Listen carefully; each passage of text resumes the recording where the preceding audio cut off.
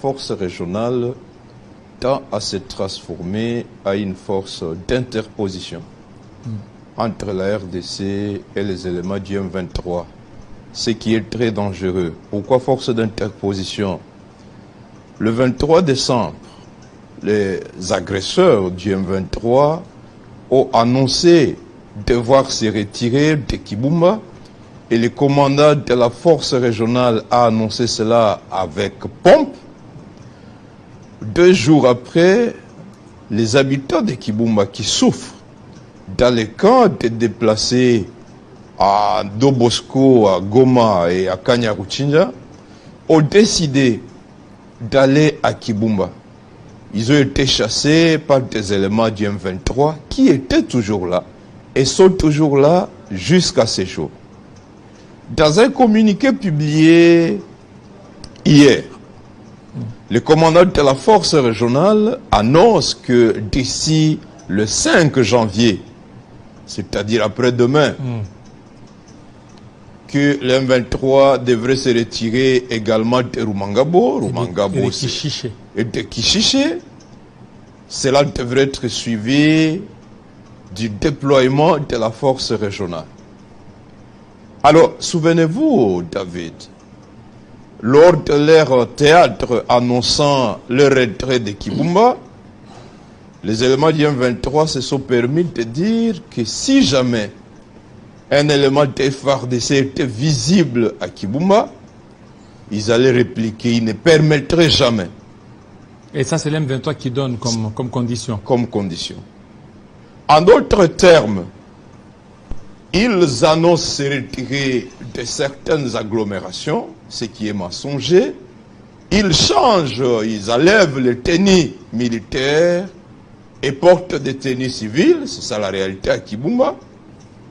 Dans l'entretemps, ils se frottent les mains de voir que désormais la force régionale se place au milieu entre les FARDC et eux. Et donc ils vont rester tranquilles dans toutes les autres agglomérations du territoire de Rutshuru, rassurés que les FARDC ne peuvent pas dépasser la force régionale pour venir les attaquer. C'est pourquoi j'ai dit que la force régionale tend à se transformer en force d'interposition, à l'instar de ce que nous avons vécu avec la MONUC en 1999. Elle est venue comme force d'interposition entre les armées rwandaises, ougandaises, les forces d'agression, entre donc ces forces-là et l'armée, n'est-ce pas, de la RDC, et nous obliger d'aller capituler à Lusaka, alors que 4 jours avant, le gouvernement sous feu Mouzé Laurent Désiré Kabila était farouche pour dire qu'il n'était pas question que ces forces se transforment en force d'interposition, qu'il n'était pas question de négocier avec les agresseurs. Les CD, c'était une fabrication du Rwanda. Et par cette magie de la force d'interposition, il y a eu un rétropédalage, un virage à plus de 180 degrés entre les positions du gouvernement sous Laurent Désiré Kabila et le contenu de cet accord. Je crains que nous ne soyons en train de nous acheminer peu à peu vers ce schéma-là. En même temps que l'M23 nous distrait, ne se retire pas et compte profiter de cette interposition des troupes kenyanes, sud-soudanaises, ougandaises, au même moment, l'M23 reçoit des renforts. Des renforts. Cette nuit, la population de Jomba nous informe. Quelques éléments de troupes sont entrés, provenance du Rwanda, même de l'Ouganda, sont passés par Jomba. Comment peut-on annoncer un désengagement de Kibumba, de Rumangabo, de Kishiché? Au même moment, on reçoit des renforts. Ce matin, il y a eu des affrontements à Kisharo, à l'est de Kiwanja, sur la route vers Ishasha. Manifestement, les gens du M23 voudraient avoir le contrôle de cette douane-là. Le même jour, depuis hier, il y a des affrontements à Bouiza, près de Kichanga. Des menaces autour de Sake. Parce qu'ils veulent couper la route Sake-Goma. Mais les formations restent à vérifier. Mais tout ce que je sais, c'est que le peuple congolais n'est pas prêt d'accepter à vivre comme esclave des Rwandais. Ce qui fait que la force régionale se transforme à force d'interposition. Que le pouvoir de Félix soit amené à capituler, à signer n'importe quel accord avec ses agresseurs, nous ne l'accepterons jamais, vous ne parce pas que le souverain, c'est nous. Il y a... Le communiqué du 23 novembre 2022 stipulait que l'M23 devait se retirer de toutes ses positions en dehors 48 heures, soit au plus tard le 25 novembre.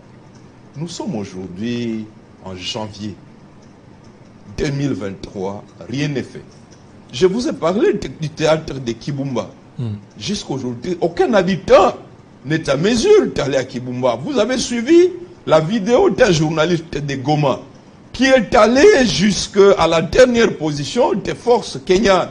Et il s'est rendu compte que ces gens du M23 n'ont laissé entre les mains des troupes kenyanes que le bureau de la commune, la position de 3 antennes, mais pour tout le reste de la commune rurale de Kibumba, ce sont les éléments M23 qui sont là. Qui continuent toujours à être là. Ils continuent à occuper Kibumba. Et donc, malgré leur retrait des façades. Et malgré les communiqués de la force régionale, on dirait que la force régionale semble jouer à la complicité. C'est le mot.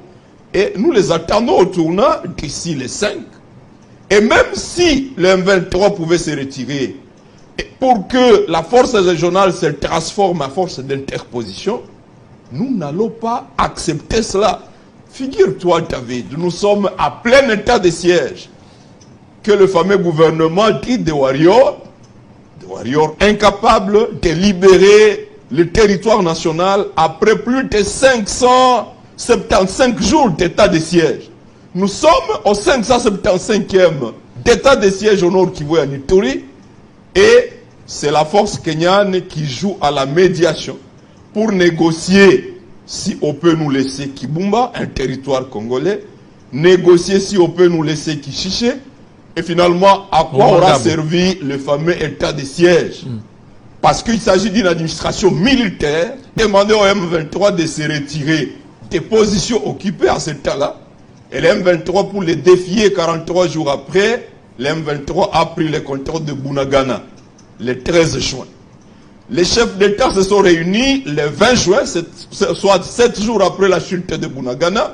Ils ont été incapables de condamner le Rwanda. Ils ont réitéré leur demande polie. N'est-ce pas? Vous avez suivi la chef de la MONUSCO qui adresse un message de courtoisie aux agresseurs de M23 pour dire « S'il vous plaît, retirez-vous ». Donc, il faut amadouer l'agresseur. Donc, je disais, deuxième conclave des chefs d'État de Nairobi, le 20 juin, et 4 mois après le M23, les défis, le 29 octobre, ils prennent le contrôle de Rutshuru, de Kiwanja, jusqu'à Kibumba, ils avancent jusqu'à Tongo, ils perpétuent un massacre de plus de 250 Congolais à Kichiché, et la fameuse force régionale est incapable de condamner. Je disais 23 novembre, 23 décembre, il y a un théâtre sous la médiation de la force régionale. Le M23 annonce son retrait de Kibumba. Le lendemain, le M23 refuse aux populations d'entrer à Kibumba. La force régionale a tenu une réunion à nouveau à Kibumba le samedi 31. Elle a constaté que le M23 n'ont pas libéré, mais elle est incapable de dénoncer. C'est dire que si nous ne faisons pas gare, eh bien, la force régionale risque d'accompagner à douceur un processus de retrait annoncé de M23 de Kibumba. C'est un leurre, c'est un mensonge. En fait, en 2008, le CNDP, qui est l'ancêtre du M23, a joué à la même tactique. Ils ont annoncé se retirer de Rwindi pour montrer à la face de la communauté internationale qu'ils étaient de bonne foi, et ainsi inviter la communauté internationale à faire pression sur le pouvoir central à Kinshasa en vue des négociations. Et nous avons vu le département d'État américain s'investir pour venir proposer le fameux plan qui a conduit à l'accord de l'opération Moussawetou, à décembre 98, janvier 2009.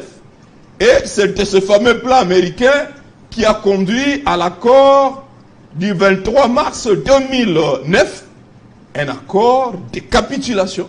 Parce que, en fait, lorsque vous lisez l'histoire des origines du M23, depuis septembre 2003, lorsque Kunda Mutebuti refuse de venir à Kinshasa à l'occasion de la constitution de l'état-major intégré et réunifié des FARDC, vous comprenez que leur volonté, c'est d'obtenir la balkanisation. Et Kunda disait dans une interview que le RCD n'avait aucun intérêt, rien à gagner à participer à la réunification du territoire national.